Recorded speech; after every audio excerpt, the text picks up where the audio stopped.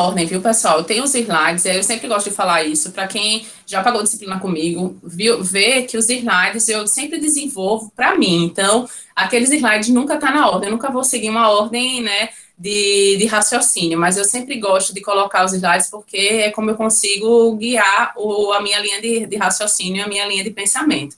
Todo mundo já está conseguindo ver aí o que está sendo feito? Tá aparecendo os slides para todo mundo? Sim ou não? Tá aparecendo os slides? Professora, para mim ainda não, viu? É. Tá tudo preto. Ah, tá. Então, mas deixa eu ver, vai aparecer agora. E agora? Agora sim. Tá. Eu vou começar, né, falando um pouquinho sobre algumas dicas úteis, né?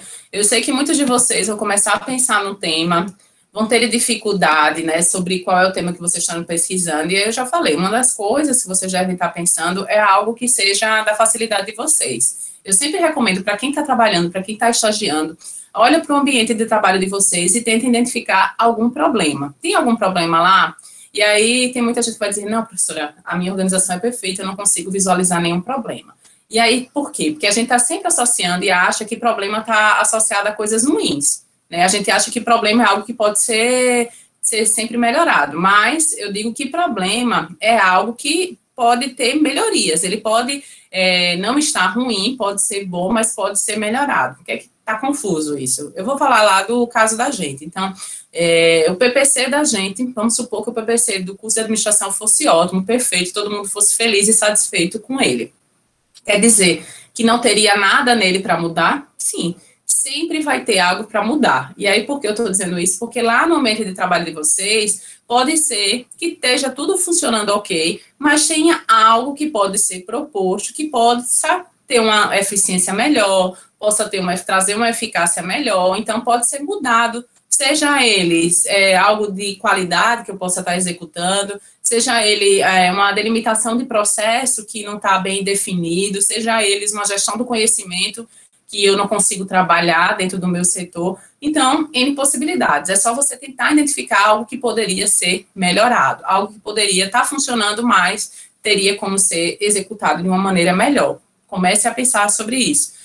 Para quem trabalha, para quem está lá estagiando, que tem um horizonte aí a ser explorado. Só lembrando que para quem vai trabalhar numa organização específica, lembre sempre de pedir autorização para estar utilizando as informações e a consulta dos dados que forem serem trabalhados. E outra coisa também, né, outra ferramenta também, outra dica é que vocês não precisam citar o nome da organização, então vocês podem citar o setor no qual ela está inserida sem precisar vincular o nome, que muitas vezes a organização ela não autoriza a identificação do nome, mas tem como vocês desenvolverem o trabalho sem identificar o nome, ok? Poderia ser uma intervenção em um sistema? Sim, não tem problema. Vamos supor que você esteja lá, Denilson, no seu ambiente de trabalho, tem um sistema que ele está lá funcionando, mas você tem uma série de coisas que você acha que poderiam serem apresentadas de uma maneira diferenciada. E você pode, sim, no seu trabalho, propor essas modificações no sistema. Tranquilo, não tem problema nenhum. Entendeu? Dá sim para fazer isso sem problema nenhum. Então, por isso que a gente tem essa opção, além do TCC convencional, de uma proposta de intervenção, que era o que você queria fazer, fazer uma intervenção sobre o ambiente no qual você já está inserido. Tá joia? Por isso que eu falo que é o primeiro exercício. E para quem não tem tema, não tem área, não está trabalhando, e aí acha que vai ser impossível, né, também está realizando isso, não tem ideia nenhuma. Uma das coisas também que eu sempre falo para os meus alunos é o seguinte, tenta conversar com o orientador, né? Tem uma pessoa que você gosta, e aí depois eu vou falar, o próximo comentário meu vai ser como escolher um orientador.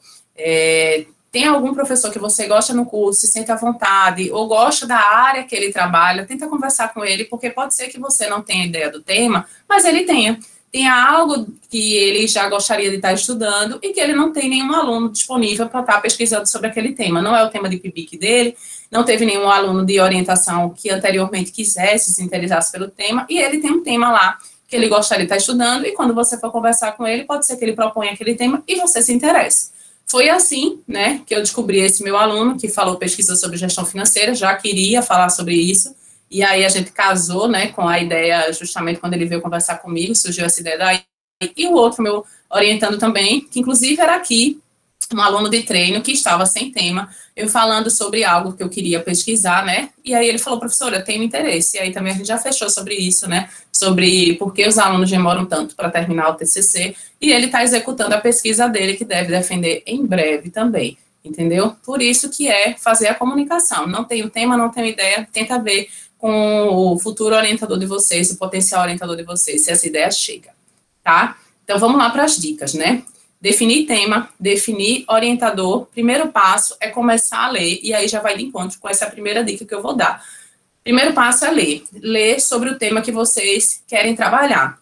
Eu sempre recomendo, logo de início, vocês irem pesquisar lá no Google Acadêmico. Por quê? Porque o Google Acadêmico ele é uma base de dados muito aberta, então ele dá uma visão do que o pessoal está pesquisando, o que é que já foi feito, mas de um modo muito preliminar. Então, é o primeiro passozinho, é o começozinho de vocês a jogarem a ideia de vocês lá no Google, até para vocês descobrirem e verificarem o que já foi feito, o que está sendo desenvolvido nessa área que vocês pretendem estar trabalhando.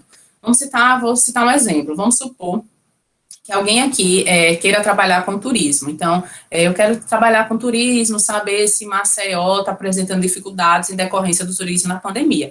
Eu posso jogar lá, né, lá no Google Acadêmico, verificar outros trabalhos que já foram feitos analisando o turismo. Ah, professora, eu não achei nada analisando o turismo de Alagoas. Ok, que bom que você não achou, porque aí você vai estar suprindo essa lacuna de informação existente. Mas você já conseguiu achar em outras localidades, em outros estados, então se você já conseguiu, já começa a analisar e estudar esses trabalhos.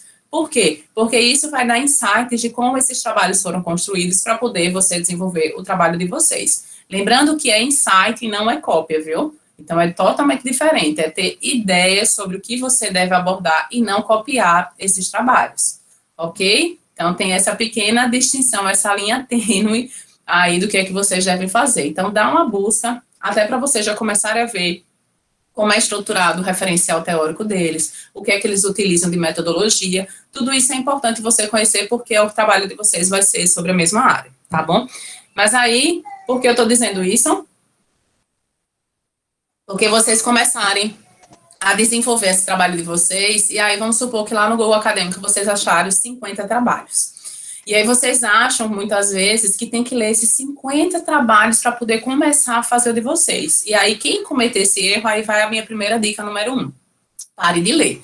Não é para ler 50 trabalhos, não. É ler alguns, ler uns 10, principalmente os mais diferentes, com metodologias diferentes, para ter uma ideia. Não é para ler todos os trabalhos que você encontrar do universo, porque senão você não vai começar nunca o seu, né? Então, tem uma ideia, busque lá no Google Acadêmico, na primeira ferramenta, e aí tem muita gente que fala, né, e sempre perguntam, né, professora, não se está usando mais livros? Usa. Mas, assim, a gente hoje já não usa com a mesma intensidade que se usava livros, como antigamente. O que é que a gente faz hoje, né? A gente pega um mix, né? Geralmente, eu sempre estimulo meus alunos a buscarem mais artigo científico. Por quê? Porque o artigo científico ele é publicado muito mais rapidamente do que edições de livro. E eles também mostram, né, dependendo disso, o que é que está sendo pesquisado mais recentemente. Trabalha com dados que livros muitas vezes demoram tempo, né, para ser editado e tudo para serem publicados. Então, tenta sempre estimular o consumo, principalmente de artigos mais recentes, dos últimos 5 anos, que está ok. Ok? Então, tenta sempre pesquisar o que está de mais recente. Por quê? Porque muitas vezes, se pegar artigo lá da década de 90, pode ser que aquela metodologia já esteja ultrapassada, já tenha trabalhos que já desdisseram os dados, já desdisseram a metodologia, e você pode estar apresentando ferramentas, instrumentos que já não condizem mais com a realidade atual. Ok? E aí vem a minha dica 1. Fiz toda essa leitura, né, essa leitura de conhecimento, esse teste de área, mas só de modo, né, a conhecer o terreno. Não precisa ler todos os artigos do universo para achar que tem que começar a leitura. Então, depois que fez esse conjunto, já fez essa área, já tem uma ideia do que você gostou de trabalhar, de algum artigo que você já viu, para de ler, né, que é a dica número 1. Colocar uma pilha de textos, né, na sua frente e pensar, antes tenho que ler tudo isso, é a melhor maneira de nunca escrever. Aqui e ali, a própria escrita vai eventualmente exigir uma leitura adicional. A palavra crucial da frase é eventualmente. E aí, minha gente, eu digo isso, né, porque eu também já fui aluna. Lá atrás, quando eu estava na graduação, alguns anos atrás, o que acontecia? Eu também passei por essa mesma dificuldade que vocês vão encontrar. Eu chegava, abria meu computador, não conseguia sair nada.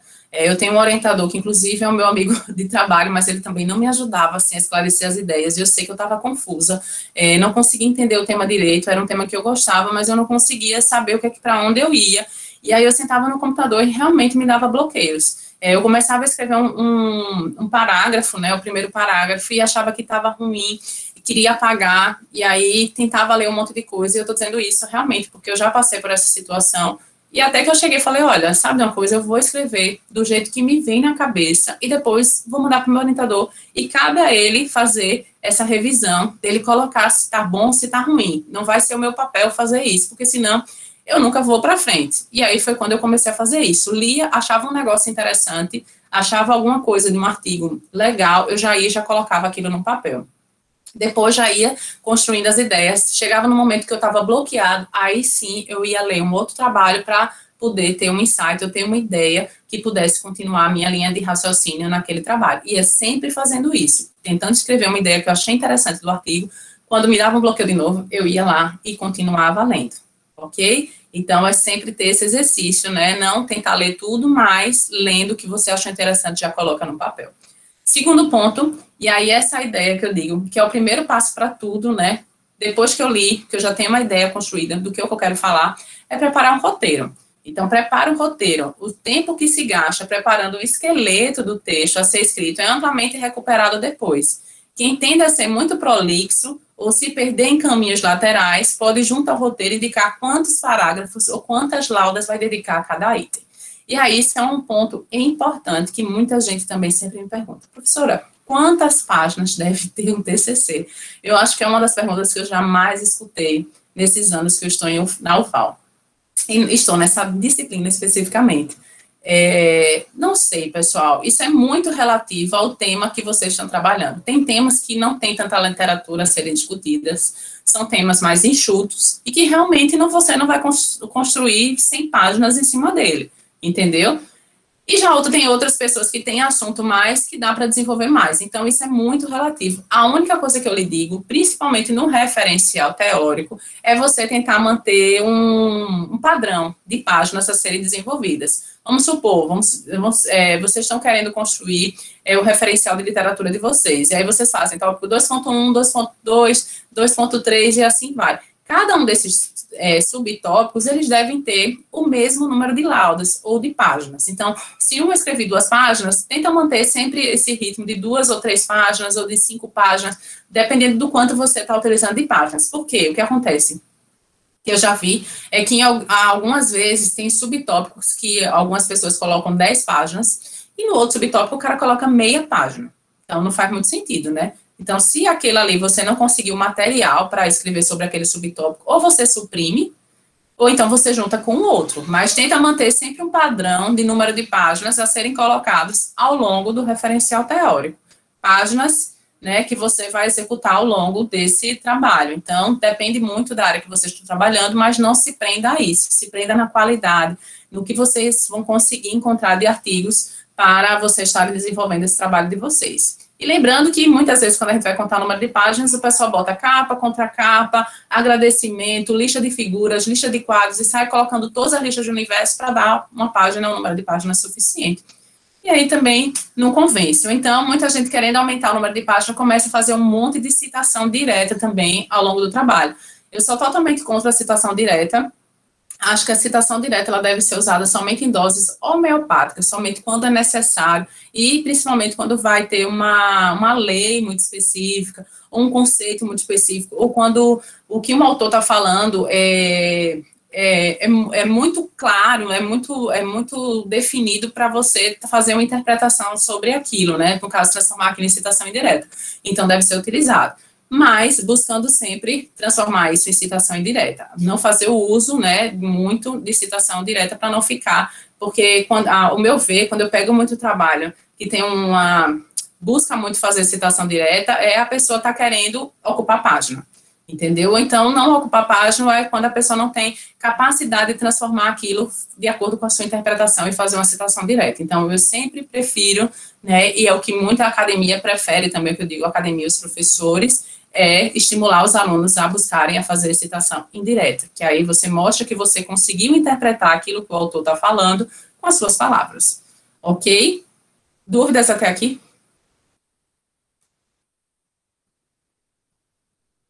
Não, professora, tudo certo. Então, vamos lá. Outro ponto importante, né, que é a minha dica número 3, atropele os detalhes. Uma armadilha frequente é parar de escrever para pesquisar uma informação secundária. Por que eu estou dizendo isso? Vamos supor. Você está construindo uma ideia. Eu estou fazendo TCC sobre a violência em Alagoas. E aí eu posso começar aqui, ó, de acordo com dados do IBGE. Eu li aqueles dados do IBGE, só que eu esqueci exatamente qual é o percentual de crimes que aconteceram em Alagoas no ano passado. Eu esqueci, não sei se é de 70%, estou em dúvida se é 70%, se é 80%. E aí eu comecei aqui a escrever. Em Alagoas, no último ano, aconteceram cerca de tantos por cento de crimes e tal. Se eu for parar o que eu estou escrevendo para ir lá consultar esses dados, pode ser que eu esqueça que eu estava a minha linha de raciocínio. Não sei se vocês conseguiram perceber isso. O que é que geralmente a gente deve fazer? Coloca lá, percentual X, marca ali em vermelho e segue o que você estava querendo escrever. E depois que você terminar, né, que você seguir aquela linha de raciocínio, você vai lá e consulta. Vai lá e checa aqueles dados e coloca lá no texto, entendeu? Marca lá para você não esquecer, né, não deixar aquilo em branco, e depois você volta. Então, a ideia é você atropelar esses detalhes, porque se cada vez que você for parar para consultar uma informação, muito provavelmente vocês vão esquecer a linha de raciocínio. Lembra daquela história que é muito comum, a gente sair, a gente vai lá tentar buscar alguma coisa na cozinha, quando chega no metade do caminho você esqueceu? É isso que vai acontecer. Você vai chegar lá, vai pegar aquele dado, quando você voltar, você esqueceu o que é que você ia querer comentar sobre esse dado. Então, para não esquecer, termina a linha de raciocínio e depois checa aquela informação. Então, atropela esses detalhes que depois você vai fazendo todo esse papel de fazer essas correções. Então, abandone, né, que aí já vem lá a quarta dica, o perfeccionismo. Então, o texto de vocês, e é muito engraçado, minha gente, eu falar sobre isso, né? Então, pode perguntar a qualquer professor de vocês que se a gente fosse ler hoje os nossos trabalhos que a gente já desenvolveu, inclusive a própria tese, a dissertação, os TCCs eu nem falo, né? Eu nem leio mais para não ter vergonha do que eu já desenvolvi anteriormente, mas se eu for ler a minha tese hoje, eu sei que várias coisas eu já escreveria de modo diferente. Vou achar vários erros, muito provavelmente tem ao longo do caminho, né? Mas eu tive que abandonar esse perfeccionismo, por quê? Porque eu tinha que trabalhar, tinha que desenvolver aquele trabalho, e aquele trabalho foi posto, né, daquele jeito que está ali, ele foi bom para aquilo ali que está ali, mas hoje, gente, eu sou um profissional em construção, vocês também vão ser, e aí vocês vão ver que aquilo ali poderia ser escrito de outros modos, poderia ser escrito de outras formas, isso sempre vai acontecer. Então, se você sempre for voltar no TCC para estar ali trabalhando, tentando melhorar, esse TCC não vai sair nunca, entendeu? Então, tenta abandonar esse perfeccionismo, convém aceitar logo de cara que seu texto não vai ficar perfeito. Então, vai ficar bom? Vai, mas perfeito é muito difícil que ele fique, entendeu? Então, se eu só vou escrever se ele estiver perfeito, já estou assumindo que nunca vou escrever nada. Então, é muito daquela parte que eu falava, né, logo de início, né? Então, uma das dicas que eu dou, né, que eu sempre trabalho assim, né, porque aqui não tem nenhum aluno meu, principalmente de PIBIC, senão eles iam falar muito isso, que geralmente quando eu começo a escrever, Natália, eu vou escrevendo. Vou aqui, parágrafo 1, parágrafo 2, o que vai me dando na mente, eu vou escrevendo. E outro dia, né, depois que eu escrevi tudo que estava na minha cabeça, no outro dia, com a mente mais clara, eu vou lá e releio tudo que eu escrevi. E aí eu releio, faço uma correção aqui, essa frase aqui não está muito bem construída, eu vou lá e modifico, mas todas as minhas ideias iniciais estão ali no papel. Eu faço somente uma releitura e uma correção. Não vou me prendendo a fazer tudo isso na mesma hora que eu estou escrevendo, porque senão eu não consigo sair da primeira página.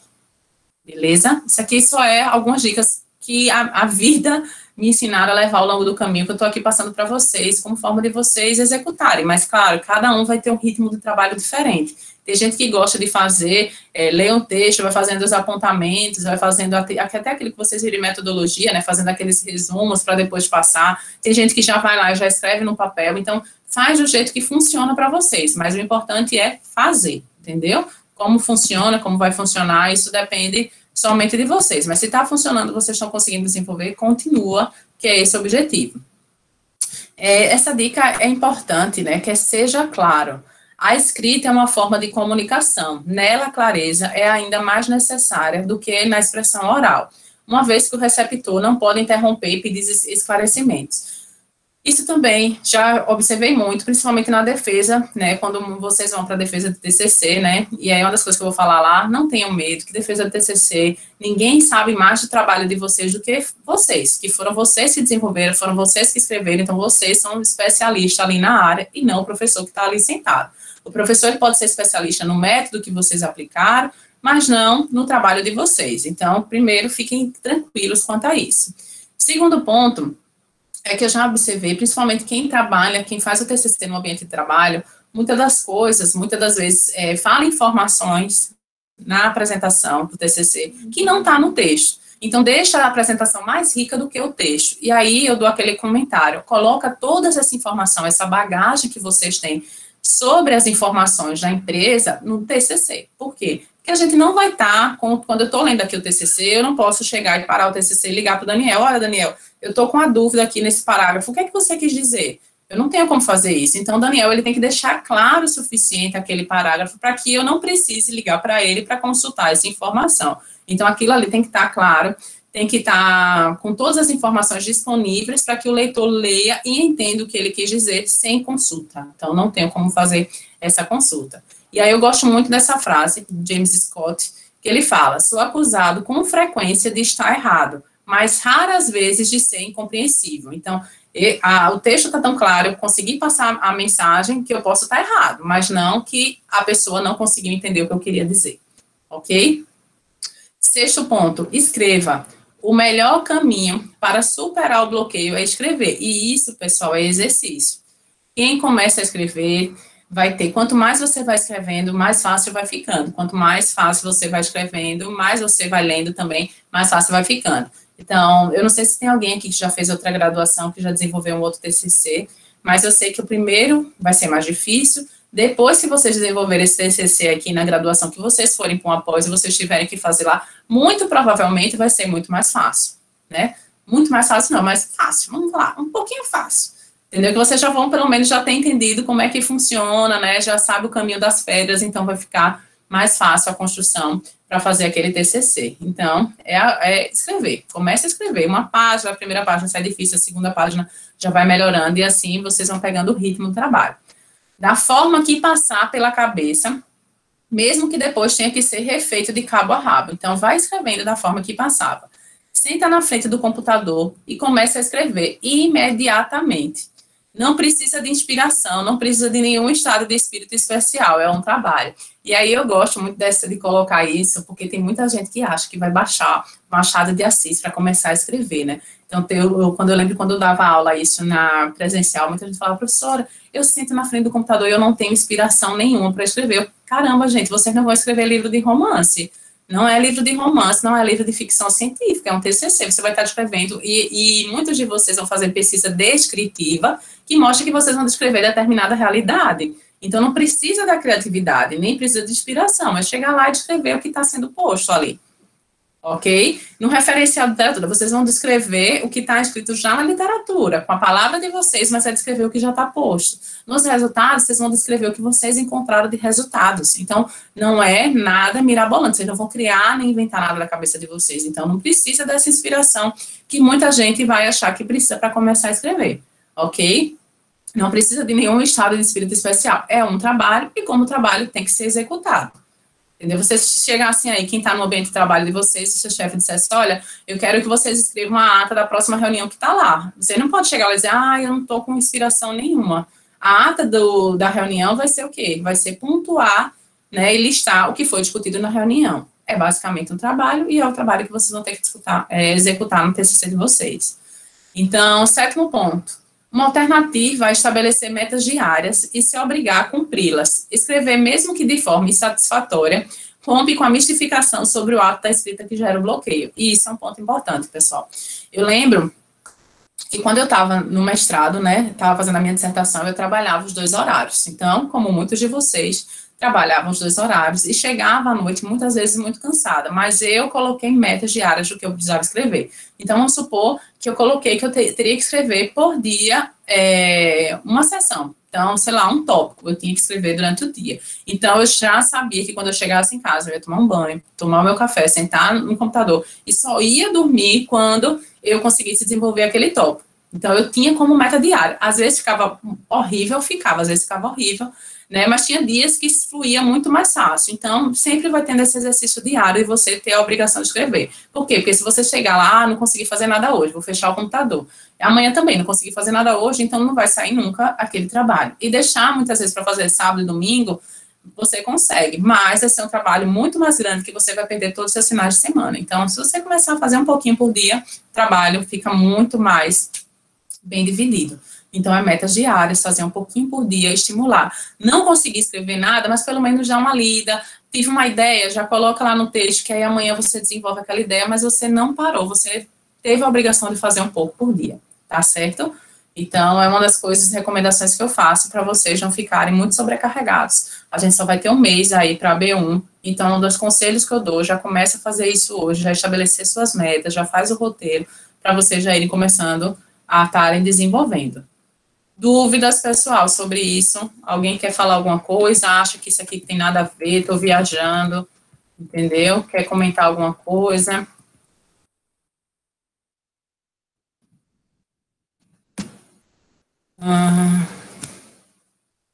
Daniel, porque esse foi o único nome que me veio na cabeça, mas eu vou falar com o Manuel na próxima. Tá certo, professora. E é isso. Outra coisa também que eu queria falar para vocês, que é uma das grandes coisas, né, que eu gosto de trabalhar, é sobre isso. Eu faço a pergunta aqui, responda rapidamente aqui. Todo mundo já tem orientador? Vão listando aqui. Manuel já disse que não tinha, mas os demais, todo mundo tem orientador já? Não. Eita, meu Deus. Não. Tá.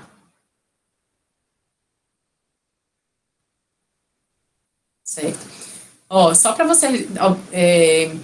fica uma observação aqui. Antes de eu começar a falar sobre escolhendo o orientador, a gente tem uma infinidade de professores em administração, viu? Às vezes até eu esqueço que tenho alguns colegas que trabalham comigo, que eles estão lá, são colegas, estão lá trabalhando, mas eu esqueço às vezes que eles estão lá. E outra coisa que eu queria falar antes, é que muitas vezes a gente fica preso, né, naquele professor pela disciplina que ele leciona, como se ele só trabalhasse com aquele tema, com a disciplina que ele leciona, e não necessariamente. Então, tenta expandir essa mente de vocês. Eu paguei marketing com o professor fulano de tal, fui atrás dele, mas ele já está cheio de alunos. Será que só tem ele na FEAC que trabalha com marketing? Cadê os outros professores que trabalham com marketing? Então, tenta abrir isso aí, né? E às vezes o marketing é o norteador do tema, mas pode ser que aquele ali onde você queira aplicar aquele marketing, vamos supor, eu quero aplicar o marketing na administração pública, então seria talvez interessante procurar a professora Roseane, porque ela trabalha com administração pública, mesmo que ela não trabalhe com marketing. Perceberam como é que isso pode estar sendo trabalhado? E outro, né, às vezes vocês ficam com receio de procurar determinados professores porque vocês não conhecem, mas vocês podem estar perdendo uma excelente oportunidade de trabalhar com um professor que vocês não conhecem, mas que é super gente boa, né, que poderia ter muito a acrescentar no trabalho de vocês. Então, abra a mente um pouquinho, né, saiam de acharem que só o professor que está ali na disciplina que pode ser o meu orientador para falar sobre determinado tema, determinada área. Não necessariamente.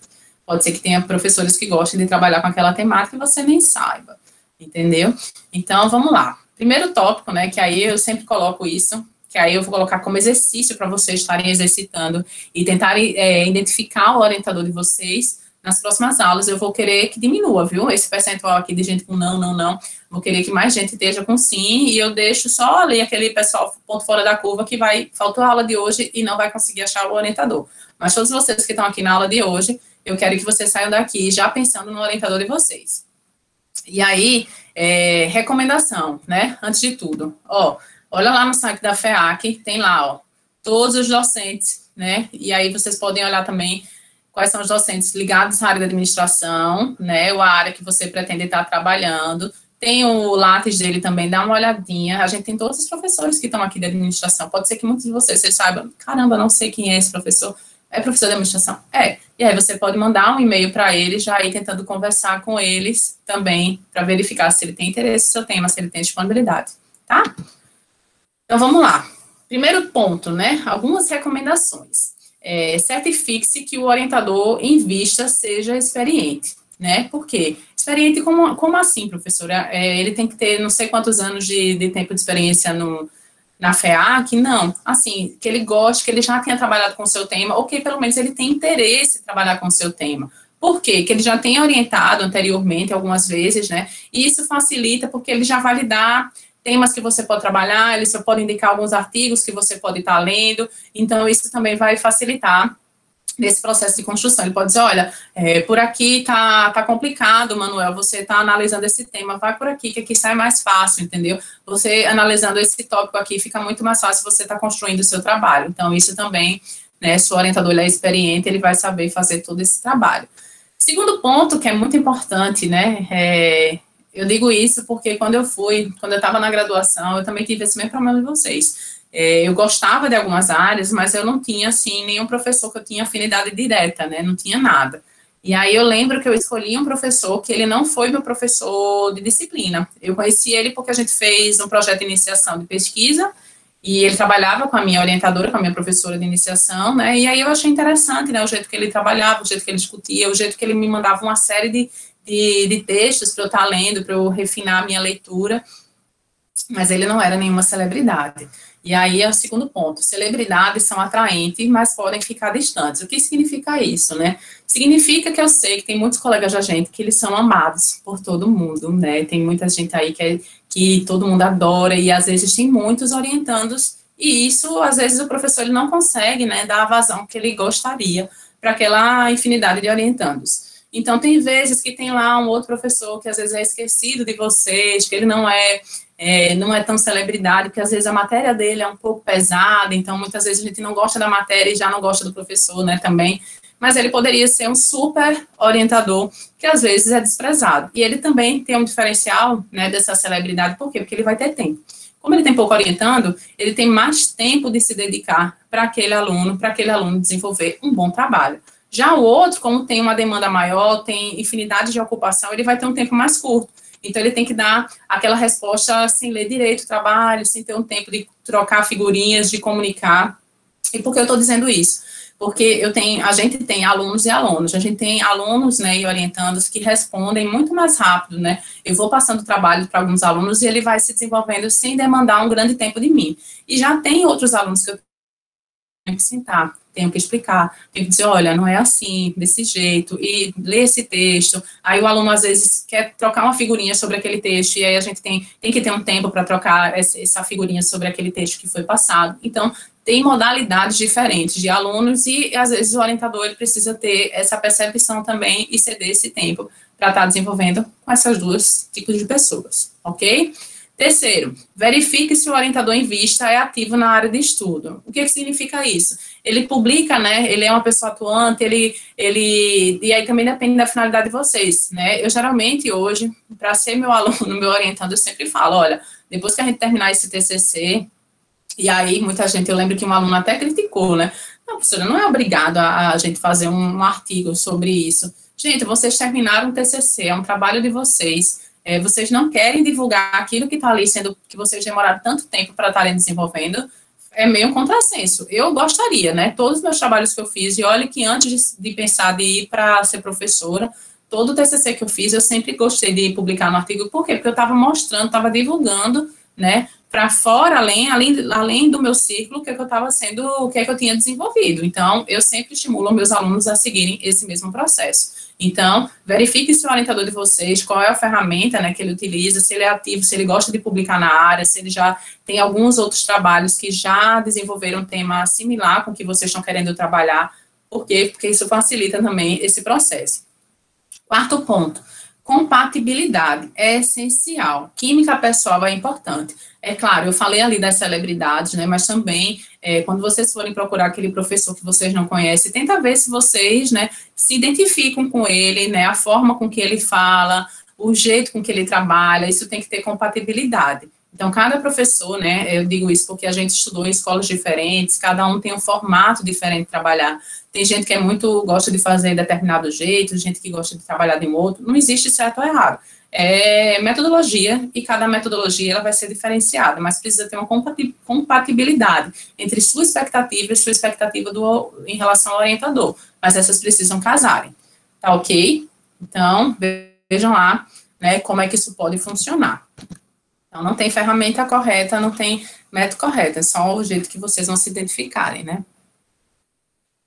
E aí, quinta dica, e essa é dica muito importante, viu, pessoal? Converse, se possível, com os ex-orientandos. Pergunta qual é o tempo. Olha, eu queria saber se o seu antigo orientador, se eu mandar um e-mail para ele, quanto tempo ele demora, se ele sempre leu o seu trabalho, quais foram as colocações que ele fez, ele era um professor presente, ele não era um professor ocupado, não era. Então, tenta conversar com ex-alunos, porque vocês, principalmente vocês, eu sei disso, vocês conversam sobre tudo com os colegas de vocês. Inclusive, antes de começar a disciplina, vocês perguntam se aquele professor é difícil, como é a prova e tudo. Então, faz esse exercício com o orientador de vocês também, porque aí vocês já chegam nele já sabendo como é o processo de condução e orientação dele.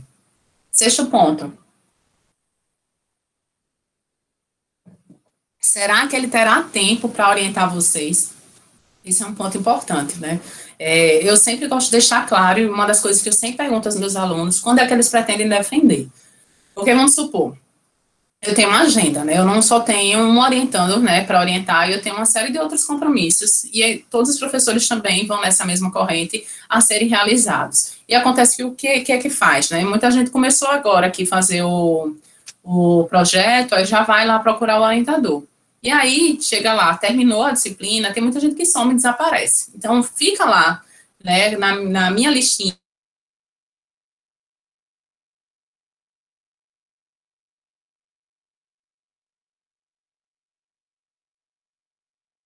Eu tenho que deixar disponível aquela agenda para ele. E aí, se muita gente começar a fazer esse processo, eu perco, né, a minha organização de alunos que eu estou orientando nesse momento. E, às vezes, pode passar para quando alguém vem me procurar e disser, professora, a senhora tem tempo para me orientar? Eu falei, olha, não tem, porque eu já tenho 10 alunos. Só que 10 daqueles 10 alunos, 5 estão desaparecidos. Então, isso tem que ser, e aí fica como exercício até vocês. Quando vocês começarem a trabalhar o TCC, vão até o final, pessoal, não desapareçam ao longo do caminho. Eu sei que pode ser que vocês comecem a trabalhar, casem, tenham filhos, e uma infinidade de coisas aconteçam, mas vão fazendo aos pouquinhos, tentando se organizar para que não desapareçam e vocês não desorganizem a agenda desse orientador. Então, pergunta sempre a ele se ele está disponível, se ele tem tempo para estar lhe orientando.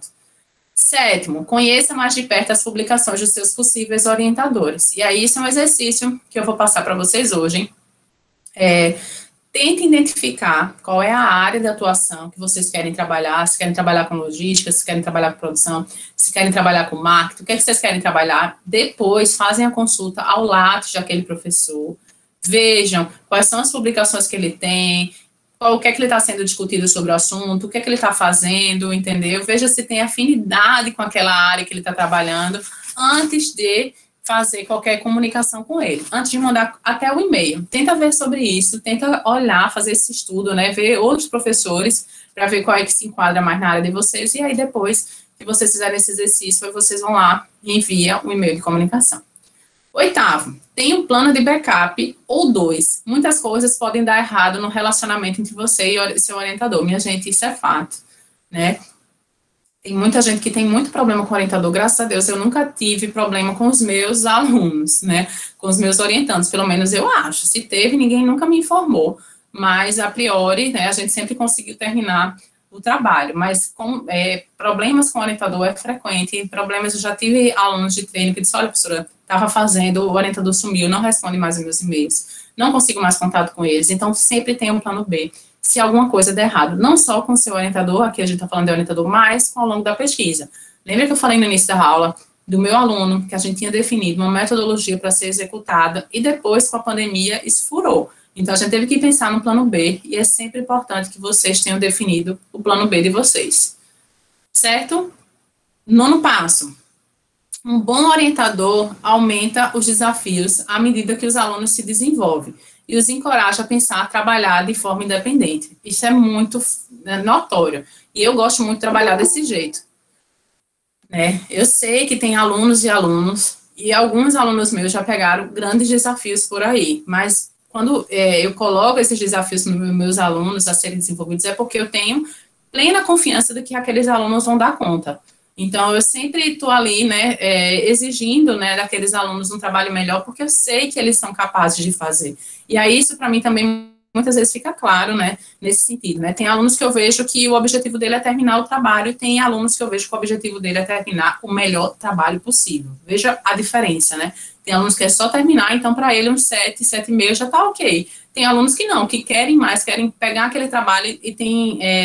e cheguem lá depois de utilizar aquele trabalho para publicar num artigo, num congresso, em outras atividades, e aí são ferramentas diferentes. E aí você tem que saber, né, cabe ao orientador também conhecer o que é que esse aluno está pretendendo, porque não adianta esse preciosismo da gente em deixar que o aluno, vai fazer isso, só vai terminar depois disso, porque aquele aluno às vezes só quer terminar, só quer ter um 7 e quer ir embora, né. Eu, particularmente, trabalho com esse aluno que é o 7, trabalho, mas assim, eu sempre pretendo que aquele aluno, ele queira um pouco mais, ele queira ser um pouco mais exigente com aquele trabalho de vocês. Lembre-se sempre, vocês já passaram 4 anos sofridos até aqui, mas é a última coisa vocês desenvolverem ao longo do curso. Então, tente desenvolver o melhor possível, entendeu? Fazer o melhor do seu trabalho para deixar uma imagem que você gostaria de se orgulhar. Depois que você tiver aquele trabalho, você não vai querer jogar no lixo, é um trabalho que você vai querer, né, não está o melhor possível, mas está muito bom, vocês não vão se orgulhar daquele trabalho que vocês desenvolveram.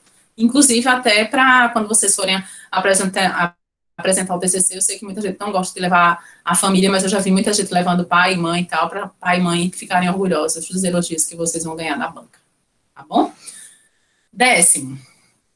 Se você estiver interessado em uma futura carreira acadêmica, né, considere aquele orientador que lhe dará a oportunidade de treinar em algumas das atividades que você vai fazer como um pós-doutor ou professor, tais como escrever propostas de projeto de pesquisa, supervisionar outros alunos da aula. E essa dica eu sempre falo, eu sei que muita gente não conseguiu, né, aproveitar as oportunidades que tem ao longo do curso por N coisas, porque trabalha, porque às vezes não tem tempo disponível, mas para quem passou por algum momento, teve alguma, ou fez algum projeto de pesquisa, ou fez iniciação científica, ou participou de um projeto de extensão, essas pessoas elas vão ter mais facilidade para esse processo de construção, desse trabalho de conclusão de curso. Não estou dizendo que os outros vão ser impossíveis, não. Tem muita gente que vai ter uma habilidade porque já tem habilidade na escrita e vão produzir trabalhos muito interessantes, mas essas pessoas elas vão ter um trabalho, vão ter uma facilidade um pouco maior, porque eles já conhecem o caminho das pedras. Então, eles vão conseguir fazer esse processo muito mais fácil, mas não é impossível, né, para quem quer seguir essa carreira a partir de agora. Dúvidas, pessoal? Alguém gostaria de falar alguma coisa?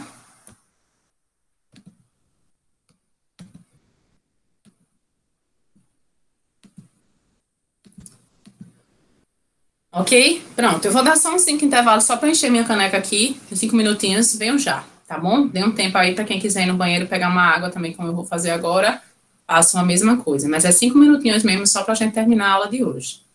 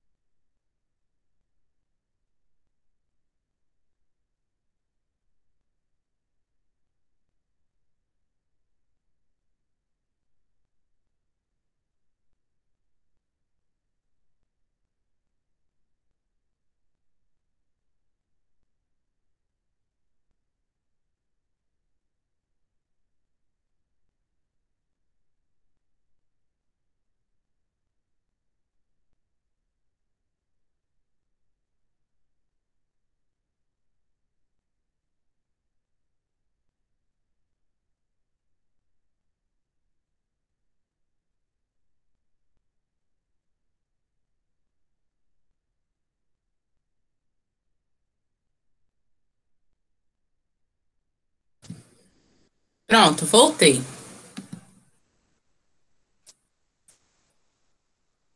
Foi antes dos 5 minutos, né? Mas só para a gente continuar, que já está no momento final. Ah, outra coisa que eu queria falar também, né? Que eu vou fazer a chamada, né? Vai ter a frequência, ao final de toda a aula eu vou fazer a lista de chamada. E eu tô falando isso por quê?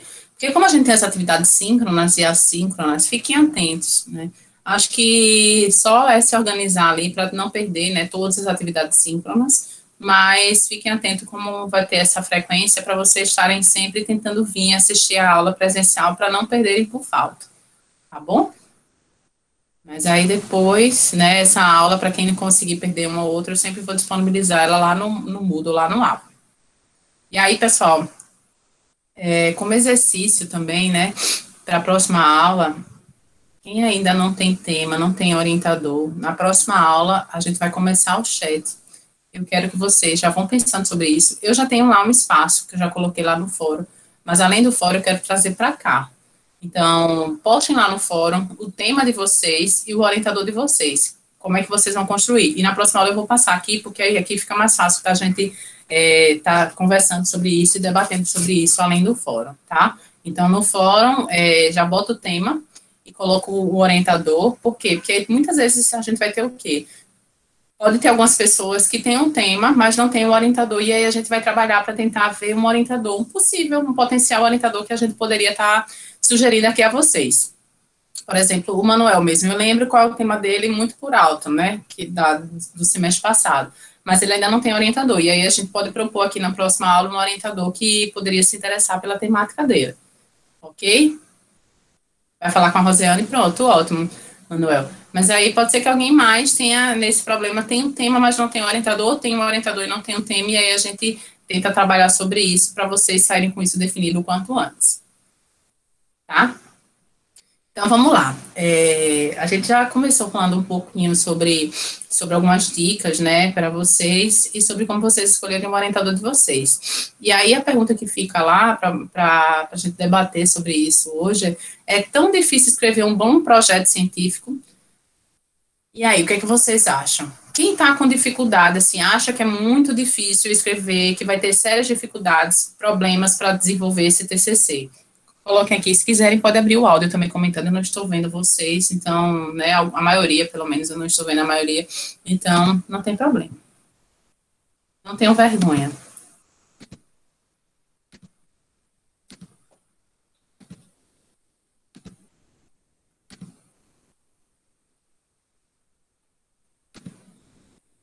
Ninguém, pessoal. Ah, já estão botando aqui no chat.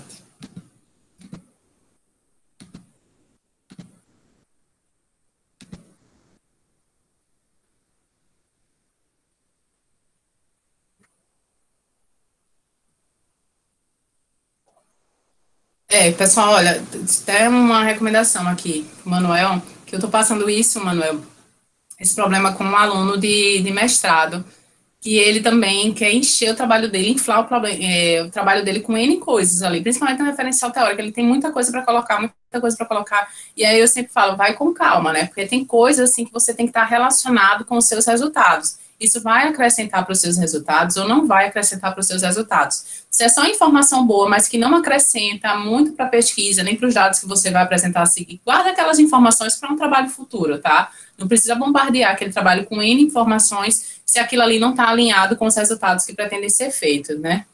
Tudo isso. Começar realmente é difícil, assim. E aí, por isso que tem aquele processo de leitura, né? Que é bom dar uma lida, né, naquele material, conhecer aquele material para ficar mais claro as ideias, o que é que você pode fazer, onde você pode estar trabalhando, né? A coleta, Ana, depende muito, né? Hoje a gente está num problema, num período de pandemia, realmente, se você for colocar e queria aplicar questionário, entrevista, né? Tem que ver se essas pessoas estão disponíveis para fazer isso de modo virtual. Se elas estiverem disponíveis para fazer de modo virtual, ou se não tem problema de você mandar o formulário para o Google Docs também, pode ser uma saída, né? É sempre tentar verificar como é que vai ser essa coleta de dados nesse problema. Eu digo isso porque o meu PIBIC passado, a gente estava numa perspectiva de fazer a aplicação de questionário. Então, a gente ia aplicar questionário com uma população X, e aí veio a pandemia. E aí eu falei, olha, aborta essa ideia, porque não vai ter problema, a gente não vai conseguir chegar nessas pessoas. Como é que a gente vai chegar nessas pessoas para aplicar questionário assim, desse jeito? A gente não tinha acesso a elas com e-mail nem nada para aplicar de modo virtual, e aí a gente não ia ter condições de ter essa facilidade. E aí a gente mudou totalmente a nossa metodologia, a gente vai fazer, ao invés de uma pesquisa quantitativa, a gente vai mudar para fazer uma pesquisa qualitativa, somente com algumas pessoas que a gente considera estratégicas, né, nessa resposta. E realmente vocês têm que ter essa percepção quando vocês estiverem desenvolvendo o trabalho de vocês. Onde conseguir as informações? Depende muito do que você quer trabalhar, entendeu? Depende muito do que você quer fazer, Ana. Você consegue obter essas informações. Tem que ver qual é o seu objetivo do trabalho, né, para você tentar identificar como é que você vai ter acesso a esses dados, a essa informação. O trabalho sempre é filtrar, né? Quando a pessoa tem muita informação para ser colocada, cabe aí, por isso que é importante, Manuel, você sentar com o seu orientador, porque ela vai dizer, olha, isso aqui é necessário, isso aqui não é, vamos por esse caminho, não faz desse jeito, e aí isso vai ajudar muito você nesse processo de construção. Alexia, né? Então, às vezes é a visão que a gente tem sobre o tema. Não é tão difícil encontrar referencial teórico, por quê? Porque às vezes a gente quer um tema muito específico, mas a gente não precisa falar daquele tema específicozinho para fazer a área, a gente pode falar sobre a grande área, para fazer o referencial teórico. Vamos supor, eu quero falar sobre, estou aqui com um caso, né, específico, né, estou só tendo uma ideia, vamos falar, eu quero falar sobre o turismo da região das ostras na Barra de São Miguel, ali na região do Roteiro. É muito específico. Será que tem trabalho sobre esse tipo de turismo, esse turismo, né, com coleta, de consumo de ostra, né, provavelmente eu não vou achar, mas sobre turismo eu tenho uma infinidade de assuntos, então é só eu partir do nicho menor para a área maior, você consegue coletar trabalho sobre isso. Então, Lorena, olha, só duas coisas, viu? Que geralmente dados qualitativos, né? Eu tenho uma análise de dados qualitativos de entrevista. Tem que ver qual é o método que você vai estar utilizando para isso. Se você vai fazer análise de conteúdo, se você vai fazer análise de discurso, então verificar às vezes com o seu orientador qual é o método que ele acha mais legal estar trabalhando. Uma das coisas que eu sempre, e a gente vai falar sobre isso mais na frente, quando a gente vai falando de instrumento de pesquisa, quando vocês estiverem elaborando o instrumento de pesquisa do trabalho de vocês, já pensa no método de análise, viu? Por quê? Porque isso tem que estar alinhado. Então, se eu vou querer meus dados são quantitativos, eu já tenho que definir a escala, já tenho que verificar o método que eu vou estar analisando, vou ter que construir, talvez, hipóteses para que aquele meu instrumento de pesquisa alcance os meus objetivos.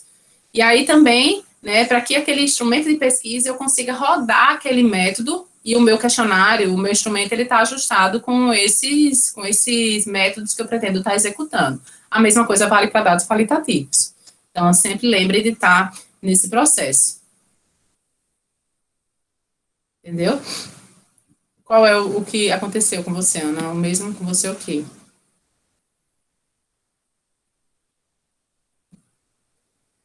Pois é, Manuel. Então, depende muito do qual era o objetivo deles, né?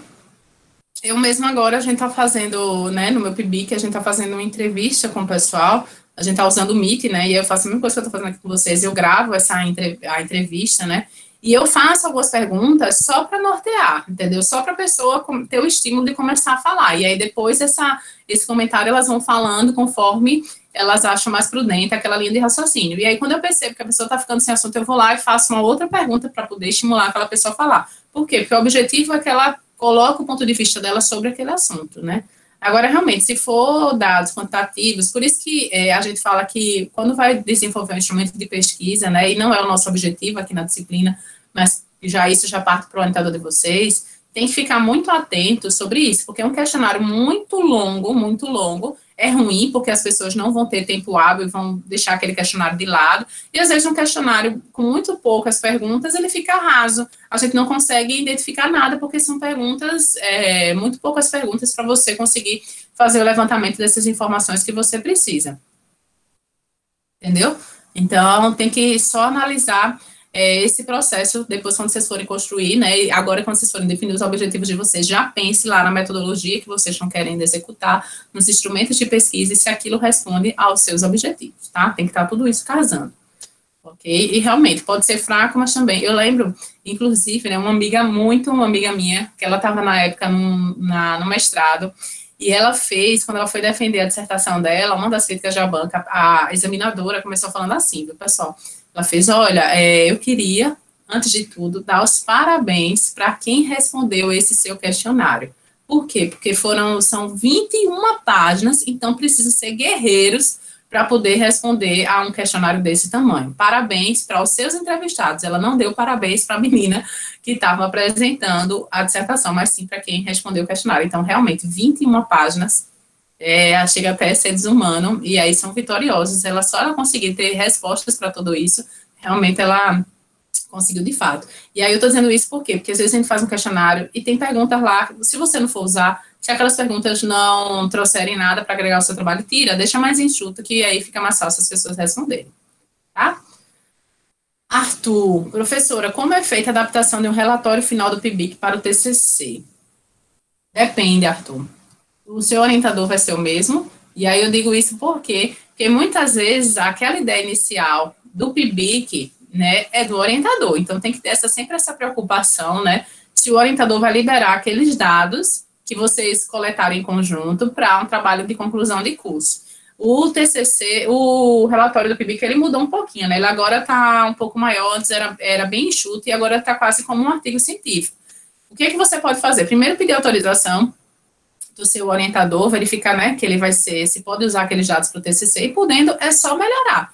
Não tanto os resultados, porque os resultados já estão ali encontrados, mas você pode melhorar referencial teórico, você pode melhorar a justificativa do trabalho, é só acrescentar algumas informações, né, que agora você vai ter mais tempo para desenvolver, que às vezes o PIBIC é só um ano, é muito curto, para poder trabalhar ele como TCC, mas isso sim dá para ser feito, inclusive muitos alunos quando entram no PIBIC, eles já entram com essa orientação de utilizar aqueles dados para estarem desenvolvendo o trabalho de conclusão de curso deles, sem problema nenhum, dá para ser feito sim.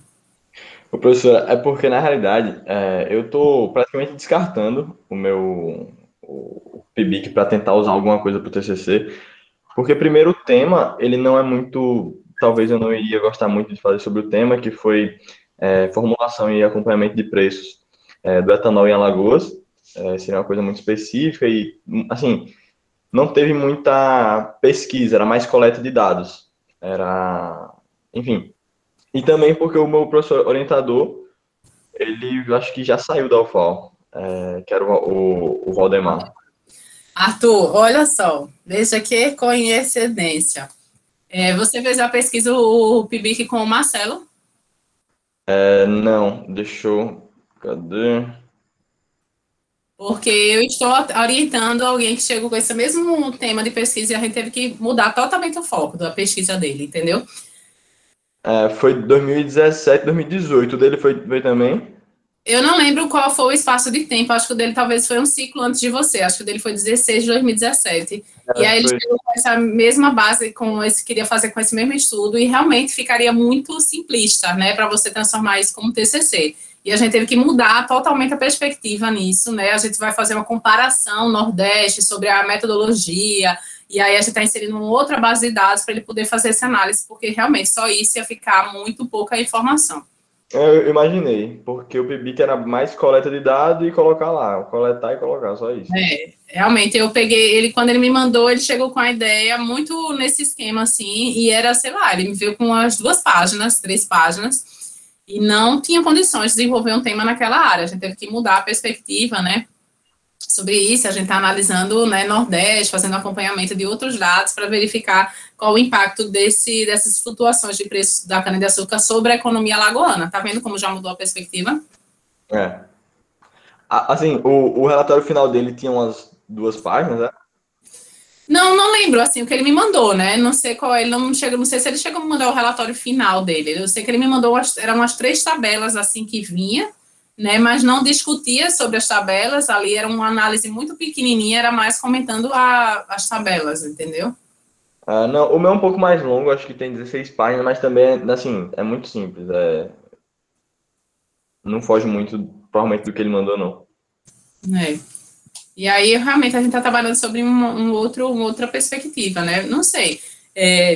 tem que ver aí como é que você pretende abordar, se você vai querer analisar isso e qual é a ótica que você vai estar querendo examinar, né? Eu sei que eu, com esse meu aluno, a gente partiu sobre, tá tentando trabalhar sobre uma outra linha, porque se fosse analisar somente com essa base de dados, pessoal, vou dar só uma consultoria aqui para o Arthur, porque se você for fazer uma análise estatística, a base de dados é muito pequena, então a gente não tem como fazer análise nenhuma só com 2 anos, entendeu? Então, teria que aumentar a série temporal para você estar discutindo qualquer horizonte, qualquer perspectiva de mudança sobre isso. E aí, como é uma análise muito específica para Alagoas, não tinha aqueles dados, né? Ou você compara, né, com a metodologia de outros lugares, ou não consegue fazer. Sim, sim, eu já estou praticamente mudando o tema, estou pensando assim em outra coisa, já estou quase descartando. Mas não queria descartar, não. Estou dizendo só senta com alguém, né? Que pode lhe dar uma outra perspectiva também. Pode ser que tenha alguém que dê uma outra ótica de como você usar aqueles dados. Eu só estou dizendo que, estatisticamente falando, a série histórica é muito pequena, tá? Entendi. Tá certo, obrigado, professor.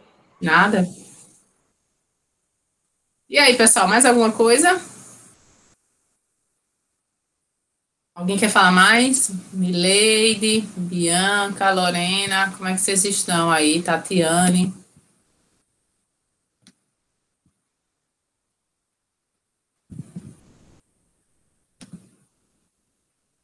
Pronto. A aula, como é que vai ser? A aula vai ser mais ou menos nesse esquema que a gente está falando aqui, entendeu? Eu não quero, o meu objetivo, e aí eu digo, deixar bem claro, né? Não auxiliar vocês nesse processo de construção, desmistificar o problema do TCC. Então, sempre que vocês tiverem problemas como o Arthur aí, coloca aqui, lembrando sempre que eu não conheço todas as áreas, então, né, se alguém chegar aqui falando de RH, eu posso dar o caminho, falar, com a professora Bia, com a professora Adriana, porque tem algumas áreas que eu não vou saber, né, inclusive quando eu for fazer a correção lá da AB1 de vocês, muito provavelmente eu vou me restringir, né, aos aspectos do que eu espero numa justificativa, do que eu espero de uma problemática. Eu não vou sugerir literatura para vocês porque queria conhecer todas as áreas de administração, mas eu não conheço, entendeu? Eu sou ali fixa no que eu trabalho mesmo, né? Mas por isso que o orientador de vocês é importante, porque ele pode dar essa abrangência maior. Eu vou olhar na justificativa. A justificativa está clara, está vendendo o trabalho de vocês, a problemática apresenta bem o problema, não apresenta, ficou dúvida. Vou restringir a minha análise nesse sentido. Literatura, o que é que vocês devem pesquisar?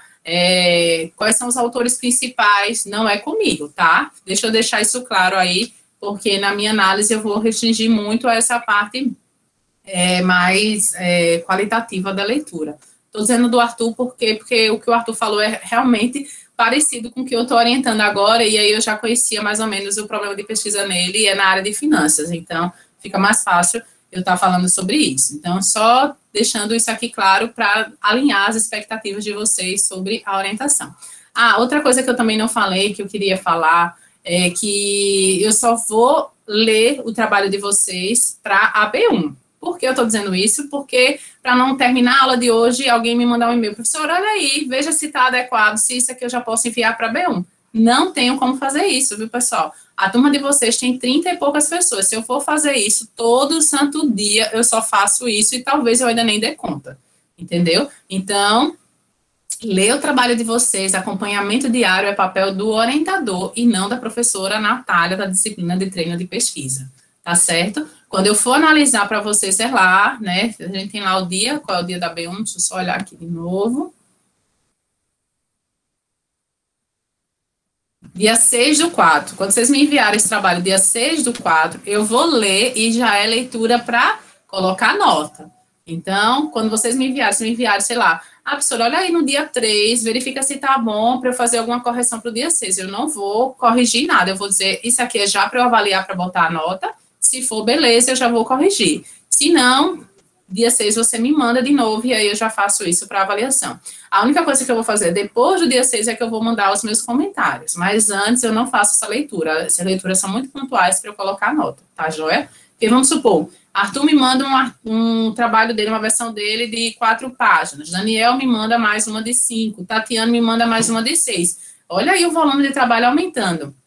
E aí eu tenho os meus orientandos, eu tenho outras coisas para também estar executando. Infelizmente, eu não conseguiria isso. Queria muito ajudar todo mundo, mas não dá. Mas o orientador de vocês, ele tem esse papel.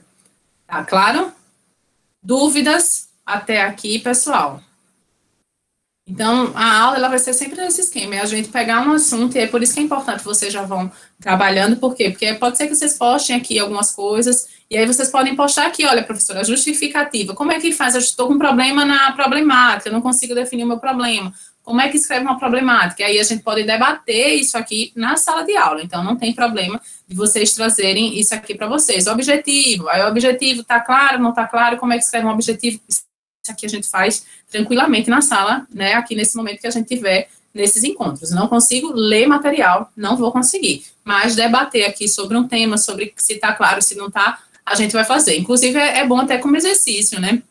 Vamos supor que a Bianca chega aqui e coloque lá o objetivo dela, né? A gente pode não definir, deixar bem claro, mas dizer, olha, não está claro, Bianca, né? Tá estranho esse objetivo aí. Vai lá pensar um pouco mais. Isso aqui a gente dá para fazer tranquilamente ao longo das aulas. O objetivo é esse, é que vocês participem, que vocês interajam, que vocês tragam o problema de vocês para cá para a gente tentar solucionar esse problema.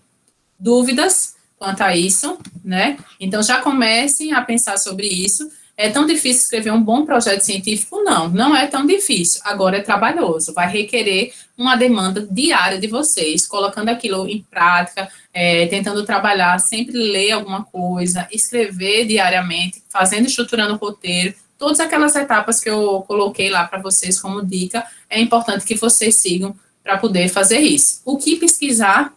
Aí depende muito da área de vocês, o que é que vocês pretendem ter como objetivo, né? E aí você já dê uma olhada, quando vocês começarem a consultar o tema no Google Acadêmico, isso já vai dar um norte para vocês do que é interessante, o que está sendo pesquisado, o que é que está sendo colocado nos artigos para vocês irem estruturando o trabalho de vocês.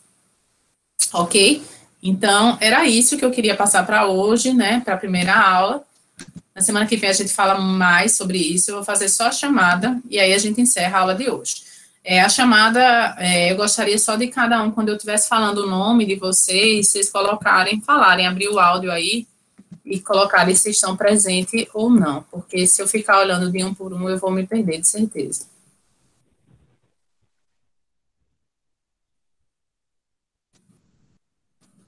Aleph.